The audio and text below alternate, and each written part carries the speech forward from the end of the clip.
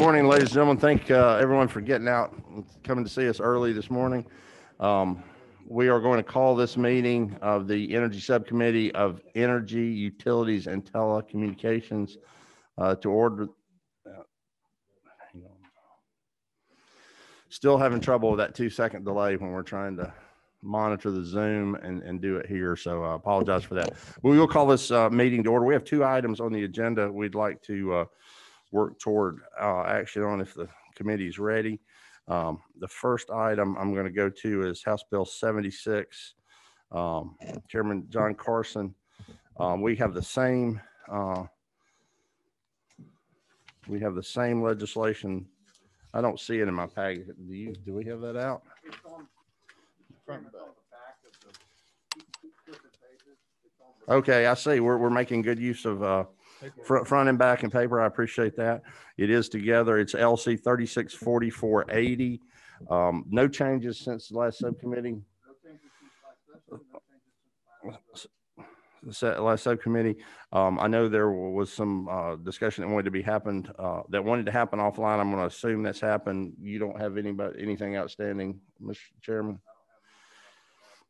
Then we have before us this morning, we've had public testimony on this item, House Bill 76, LC 364480, and we're in a posture as the Energy Subcommittee to move on this bill. What's the pleasure of the committee? I have a motion and a second. House Bill 76 do pass. Is there discussion? I'm looking online.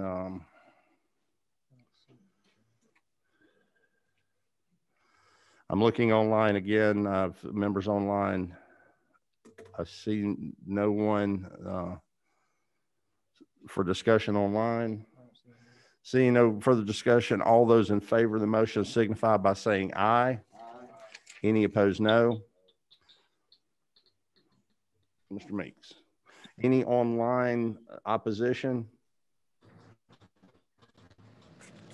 Have computer audio on. I'm assuming you guys are hearing us. If you're not, send us a chat message. So I'm a yes. Yes. I'm a yes as well. Okay, I'm recording everyone yes, with the exception of Mr. Meeks wishes to be recorded as a no. Do I have that correct? Thanks for bearing with the chair here managing the Zoomosphere. It does move forward to the full committee with a due pass recommendation. That's LC 364480, House Bill 76. Thank you, Chairman Carson. The next item we have this morning is House Bill 150 by Majority Secretary. Breaking my own rules.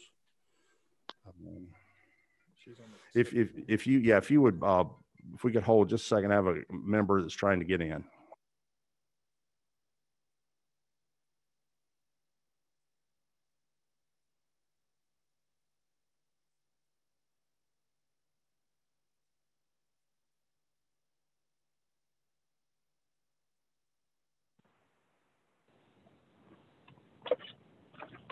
Hello.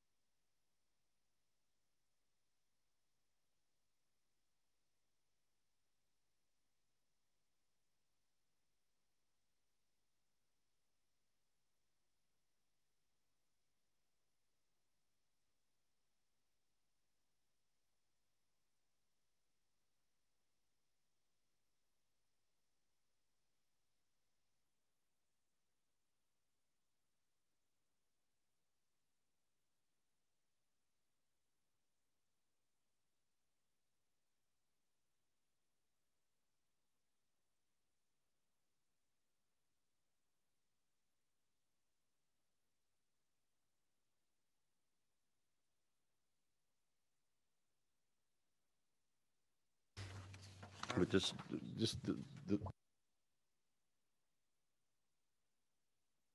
Okay, that was a member that was confused about the location, and given that there were a couple of notifications that went out, she is, Representative Jenner's headed over here. We're going to move a bit slowly as we go to 150 and give her the opportunity to arrive.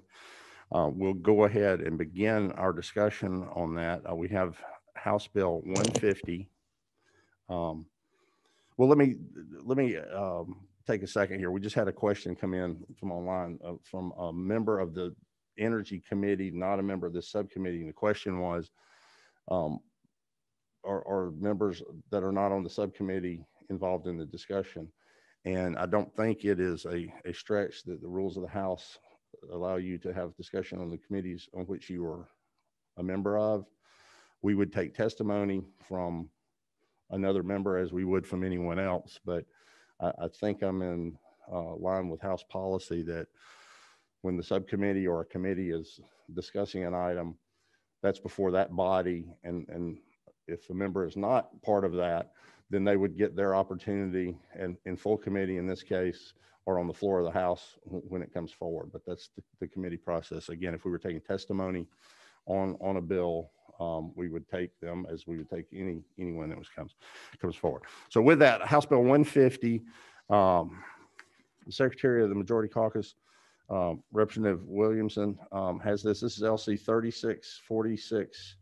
364621S. And Representative, if you don't mind, the change in the sub is previously there was a section D that had been, and since it's gone, I don't have it, but the section D had been put in place as an overarching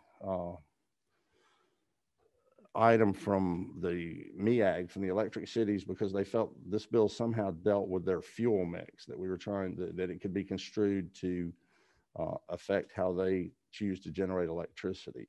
In talking with council, I see nothing in that bill, and I'll yield to members of the committee if they do, but it led to some ambiguity in the chair's judgment as to making the entire bill inert, non-functional. So the paragraph D that used to be on lines 2728 has been removed. The rest of the bill remains as you saw it before. Representative Williamson. Thank you, Mr. Chairman, members of the committee. As the chairman said, I bring before you LC 364621S as my committee substitute to House Bill 150. This is the second subcommittee hearing. And again, this bill simply will prohibit governmental entities from adopting policies that prohibit the connection or reconnection of any utility service based solely on the type or source of energy or fuel. Be happy to take any questions. If the committee have any questions, again, I'll ask the committee because we do have a sub, although it's fairly simple. If there are no questions, Representative Jenner, press the button over there. Representative Jenner? I'm sorry, I'm late. No, we had some confusion, not at fault. I have been trained to go to the other building, and I'm sure the other building appreciates your presence. they did, and they were just as confused as me being there because they thought they had a meeting, and I said, no, we have a meeting over here. So basically my comments, and I did miss the subcommittee as well, are as follows. I did not get to hear why this was necessary. Representative, may I ask you, and I appreciate your service here and interested in this. At this, we'll have. Are you voting on it now? We'll have debate. No, ma'am. We're going to have debate. If you would, that sounds like a debate, and you want to make points. Would you mind doing that after we get a motion? If you have a question for the gentleman, we'll do that now, and then we'll get into a motion in the subcommittee's comments. I'll be glad to do that. Yes, ma'am. We have one person that the chair is going to hear from because we have a sub. Mr. Herring, if you would come forward.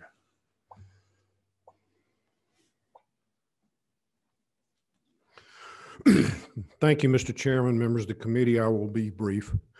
I attended the meeting on Monday. It was very informative, more informative than a lot of meetings I've attended. And if I had testified on Monday, I would have been a me too, so I didn't But on listening to the discussion, several things were brought up that I think merit attention.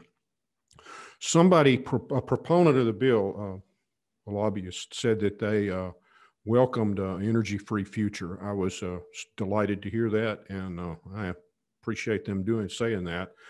And I know that an energy-free or carbon-free future is going to be a long haul. And just for example, the Chinese right now have a carbon-free goal of 2050, and they're commissioning brand new coal-fired plants with a goal of shutting those plants down to meet that target. So I appreciate the complexity of all of this.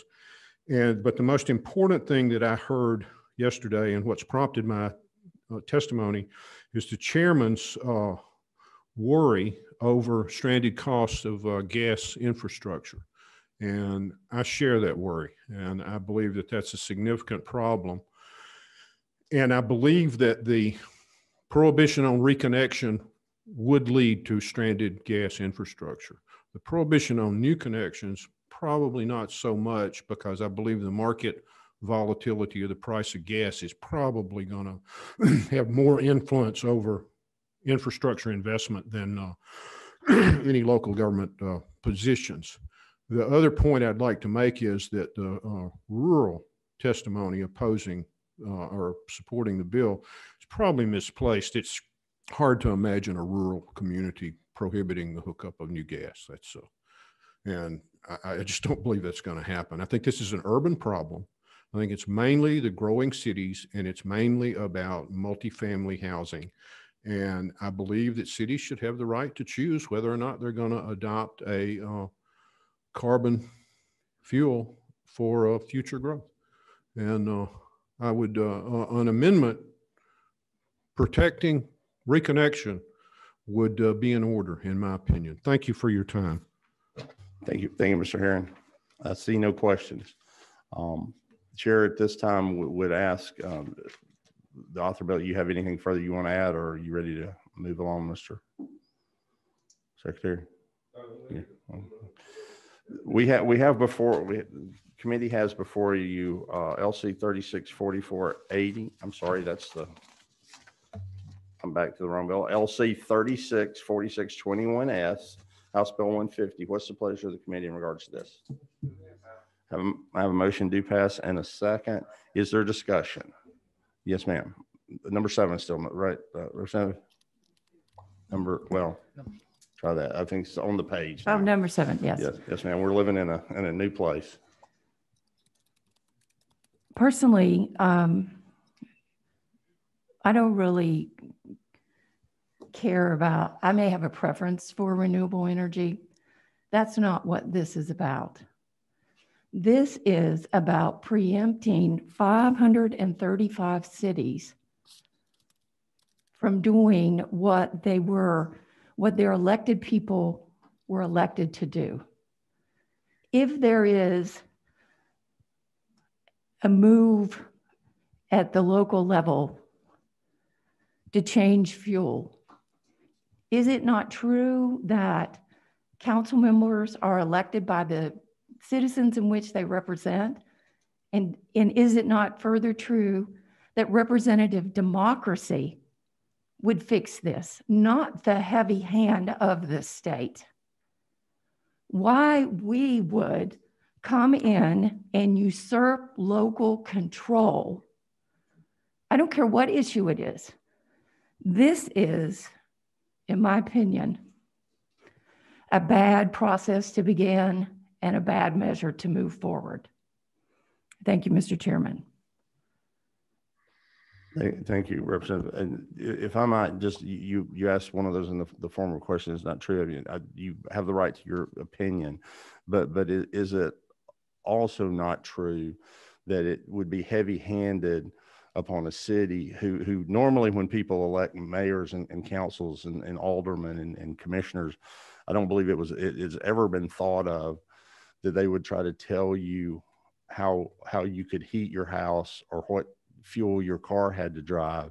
So is it not also true that it's a bit heavy-handed for a city or a county to decide that say a restaurant goes out of business or a home goes empty for a while, and it comes time to turn back on a gas connection, and they make them go electric when electric is less efficient, more costly. And in fact, because of that, because the operational cost of that house is more, the value of that house is actually less. Isn't that also heavy-handed on behalf of the city government? I respond. Yes, ma'am. I believe that there's a process in place to address that issue at the local level. The lady has the right to her belief. Number 14. Yes, ma'am. Good morning, Mr. Chairman. As far as reading this, there was a comment made that this was an urban issue, and I'm going to disagree because it lists in here, including liquid petroleum gas. There are many homes in my district, for example, that are warmed by petroleum gas. People cook on petroleum gas. That's their choice. It might be because it's more economical. It might be because it's more readily available. Obviously, it's a matter of choice, in my opinion. And if a municipality makes the decision to terminate a form of energy, whether it be gas or whatever else, then basically they're telling people what they can and can't do in their own homes. And that's the stance that I'm taking on it. It's like, I want you to choose, but I want you to choose only what I want you to choose from. So thank you. Number 15. I think the freshman Representative Camp just took my comments, but I was just going to say to Representative Jenner, if I may, I fully agree with you about local control, but I believe local control is at the consumer level, and I look forward to supporting this bill. And we just agree to disagree on this. Did you have your button pushed? He waved. Okay, we have some folks online. Representative Dreyer, I don't know if we need to activate you, or if not, you have the floor. Thank you, Mr. Chair. I am concerned about the local control aspect, and I want to echo what we heard from Savannah Alderman and others that he works with. I've been on the coast quite a bit. I've been on the coast on a supermoon when roads are flooded to some degree as a matter of course, and that's only going to get worse. Look, the biggest concern for me is my grandchildren's future because of climate change. I think the debate today is there is a consensus that there is climate change. I think among the parties, there's a disagreement on whether it is man-made and what we should do about it. From my point of view, from my research, climate change is human caused. It is an existential threat. Folks like Warren Buffett have made very compelling cases. If you have any kind of potential exposure or liability that is going to be in the hundreds of billions of dollars or more, even if there is a 1% to 2% chance of that, you have to take action to stop that. I'm going to cast a vote for my grandkids today, and I'm going to vote no on this bill. Thank you, Representative. All right, I see no more discussion. I do see discussion now. Number 6. Yes, sir. Thank you. Brad Thomas, State House District 21. I just wanted to make one comment. It seems like we're conflating a couple different issues here. One being local control, and now we're talking about, global warming. And I don't see anything in here that's against any type of investment in green energy. It just says you can't take a form of energy away. So I will be supporting this bill. That's all I have to say. Thank you. Any further discussion from the members? Any further discussion from the members? Anyone online? Okay, we're in the posture to take a vote. I want to complete something because a couple of people have referenced points and items I've said. It is clear that one can vote to, if you agree with Representative Dreyer and you're afraid that having gas heat in your house in Savannah is going to impact sea level down there, one can certainly choose to do that and change how you heat your house. Each individual can decide that. There was an article after our down in a Brunswick paper after our meeting that said we were taking away the city's choice. As chair of this subcommittee, I'm going to stand here today and ask Brunswick where the headline is that city councils and commissions are taking consumers' choice. I love my city. I serve my city in Alpharetta. I appreciate the 7 members, 6 council members and mayor and all the citizens on the board. I dearly love the city of Alpharetta. I represent 50-some thousand citizens in North Fulton. And I firmly believe this, yes, I intend to cast, well, if it's a tie, I guess the chair doesn't vote unless there is, but I want to let everybody know, since I won't necessarily vote where I stand for the citizens of Alpharetta that seek to have more for their families and give them the opportunity to heat their homes and cook their food in the manner they so choose, because every single Georgian has the option of doing that with electricity generated in whatever manner the generation companies choose to do it. Because by law in Georgia, if you live in the state and build a home, the utility in that area by law has to serve your house. So you always have that choice. You do not always have another choice, but you always have the choice that I feel like people are being directed toward. With that, if there's no further discussion, yes, sir. We had Representative Drenner would like to go. If you want to close, I'm going to go to her first and let you have last word. Yes, sir. Well, she just called. Yes, sir. Yes, ma'am. Mr. Chairman, I think this is a false narrative in so many ways. This is not about not allowing people to have natural gas. I have natural gas. Consumer choice is represented by the people they elect. That's consumer choice, the ultimate consumer choice. I may have an opinion about climate change personally, but that is not what's represented in this bill to me. This is an erosion of local control for 535 cities. I don't know how many people are elected. I was trying to Google that pretty rapidly, but 180 members in the Georgia General Assembly are telling 535 cities in the state that they don't have the authority to make choices for their citizens. That's what this is about to me. Yes, ma'am. In how they heat their home, that's absolutely what this bill does. Representative Williamson, I'll let you close.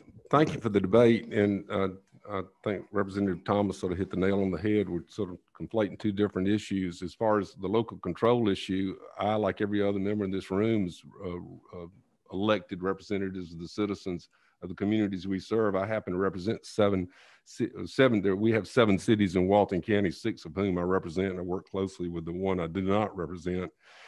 On the issue of climate change, nothing in this bill precludes local governments from encouraging through subsidies or tax breaks or anything else the transition for any kind of fuel they want. If they want to any alternative energy that that any elected body in the city or county throughout this state may choose to initiate local policies through local taxpayer relief to transition to what the local community perceives to be a better form of energy. And sort of talking about clean energy, I failed to ask Mr. Herring, who referenced China's carbon-free policy. I forgot to ask him how many current nuclear reactors under construction in China, but I believe it's a significant number, certainly in the double digits. But with that being said, Mr. Chairman, I appreciate the robust testimony in this committee, and I guess I call the question. The question has been called. Question has been called at this time. Yeah, is there objection to calling the question? I think I'm proceeding properly on that. If there were, we would vote on that. No objection. The question has been called. We clearly have at least some division on this, so I'm going to have the gentleman, Mr. Doss, do a roll call vote on this so that we make sure we count everyone that is zoomed in. At this time, Mr. Dawes, if you could do that through the chair's mic. Yes, sir. Representative Camp. Representative Cantrell. Yes. Representative Carson. Yes. Representative Dickey. Yes. Representative Drenner. No. I'm going to pause the, can you repeat the thing? Because they're not hearing it. Everybody, I'm going to get him to repeat your vote. You don't have to if we have. Gotcha. Okay. The chair was, we're going to ask him to repeat the vote because the votes are not being spoken into a microphone. We have so recorded thus far Representative Camp, Cantrell, Carson, Dickey as yes. Representative Drenner is a no. Is that correct, Representative? And then we'll please repeat them. Yes. All right. Representative Dreyer. No. Representative Dreyer's a no. Representative Fleming. Yes. Fleming, yes. Representative Hatchett. Yes. Representative Hatchett's a yes. Representative Kelly. Yes. Representative Kelly's a yes. Representative Meeks. Yes. Representative Meeks, yes. Representative Nelson. Yes. Representative Nelson's yes. Representative Thomas. Yes. How long will this take, Bill? Representative Thomas, yes. 30 Representative seconds. Werkheiser. Yes. Representative Werkheiser, yes. Representative Williamson. Yes. Motion passes. Yeah, it's two. Representative, the representative's motion passes, do pass recommendation. There were 2 no votes. We have those recorded as Representative Dreyer and Representative Drenner. Being that this will move on to full committee with a do pass recommendation. If there's no further business for the subcommittee, we will stand adjourned without objection. No objection, we are adjourned.